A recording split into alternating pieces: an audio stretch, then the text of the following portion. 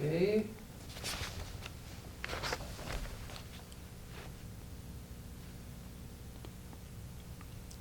And rolling. Okay.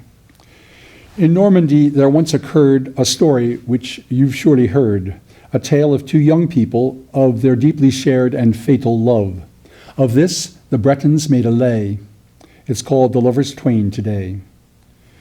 In Neustria, our Normandy, it's true and wonderful to see that there's a mount surpassing high, atop which the two lovers lie. Near the mountain, off to one side, built with wisdom and care beside, stood a city. The Pistrians' lord, a king, had had it built, ensured the Pistrians of lasting fame, for Pitre is the city's name. The names survived. Today, there still stand town and houses by that hill. We know the area well, for it is called the Valley of Pitre yet. This monarch had a daughter fair, a damsel courtly, debonair. Since he'd no other children, he cherished the lass most tenderly. Many a rich lord, many a sir, asked her hand, would have married her, but the monarch would not consent that any wed her, most intent to keep her by him, day and night, his only comfort and delight. She'd consoled him, stayed by his side, since her mother, the queen, had died. Many reproached him, many shamed him, and even his own people blamed him. Learning that many talked this way, filled with all grief and sadness, he bethought him how he might prevent criticism for his intent, never to let his daughter wed, had it widely proclaimed and said that he who'd claim his daughter's hand should surely clearly understand what he determined and decreed. Bear in his arms, heroic deed, the damsel with never a stop from the city to the mount's top. When the news was known far and wide and spread through all the countryside, many a suitor made the attempt, but none from failure was exempt. With mighty effort, some who tried bore her half up the mountainside, but then could climb no further up. Their strength failed them. They had to stop. So she remained without a suitor, and no one any longer wooed her. Now, in that country, there dwelt one, young, noble, fair, a county's son. He always strove to do his best, to be esteemed above the rest. He frequented the king's own court and often sojourned there. In short, he fell in love with the king's daughter and often urged her that she ought to grant him her love, to him alone, and truly love him as her own.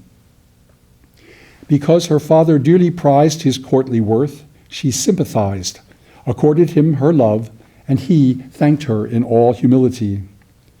They often spoke, they often met, shared loyal mutual love, and yet they had to hide as best they could their love from all, lest any should discover it.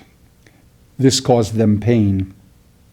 But the young man preferred, it's plain, to bear such ills than to be rash, and by such haste all hopes to dash. Love was his bitter plight in truth.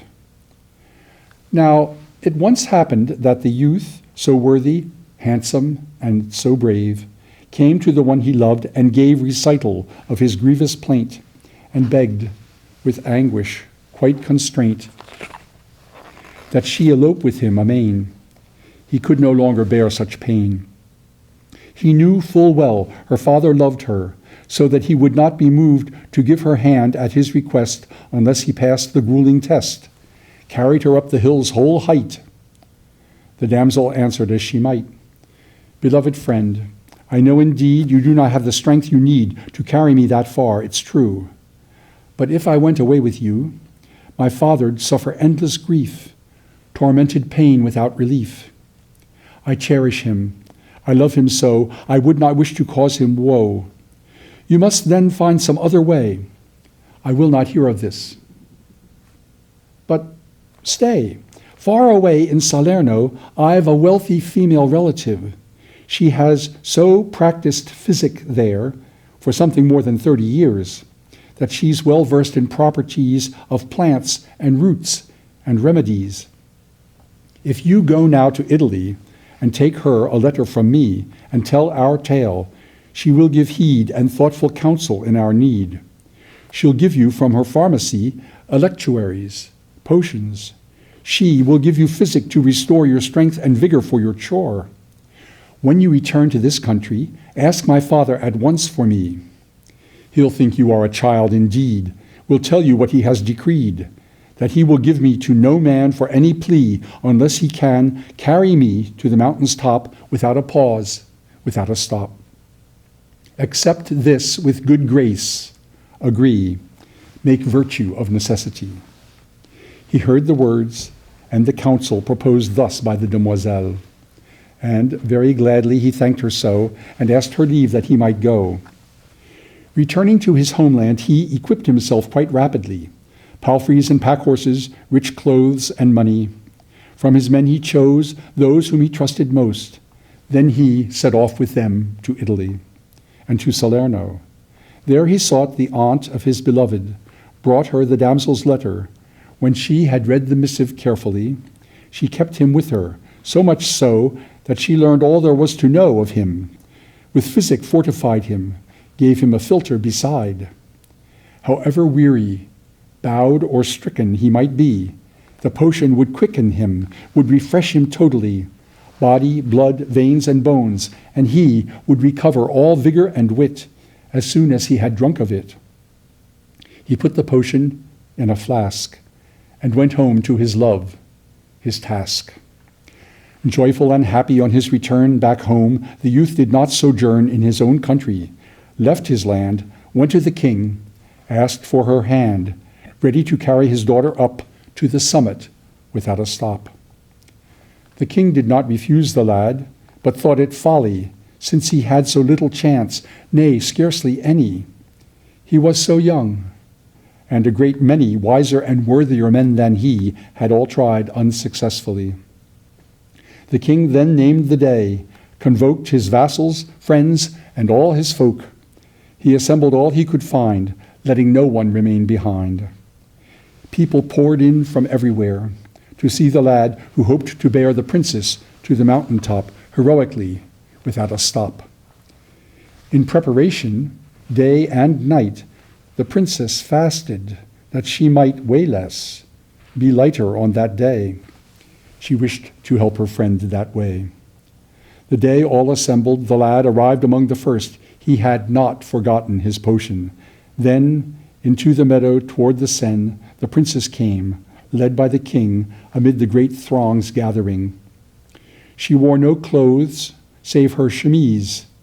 He took her in his arms with ease, gave her the philter and its vial to carry it for him the while. He knew she'd help him without fail.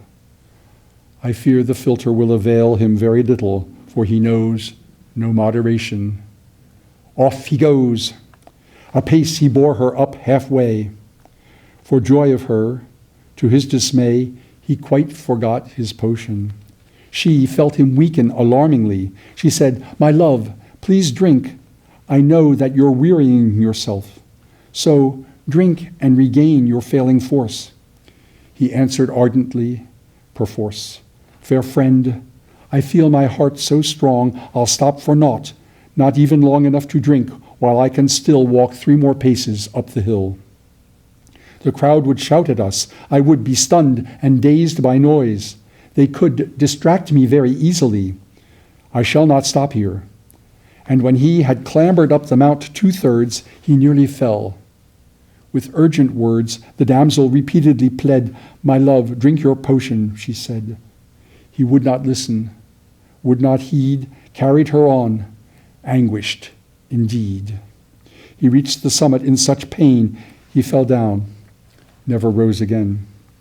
His heart had burst, his soul had gone away. The damsel looked upon her friend and thought that he had swooned. She knelt beside him on the ground, tried to make him drink, to revive him, silent, no longer alive. There, as I'm telling you, he died, and she bewept him, loudly cried, then threw away the vessel filled with her aunt's potion, which was spilled about the mount abundantly, so that all lands in that country were much improved. There could be found health-giving plants sprung from the ground, drenched by the potion poured out there. The lass, I'll tell you now of her. Because she'd lost her love, she bore more grief than ever borne before.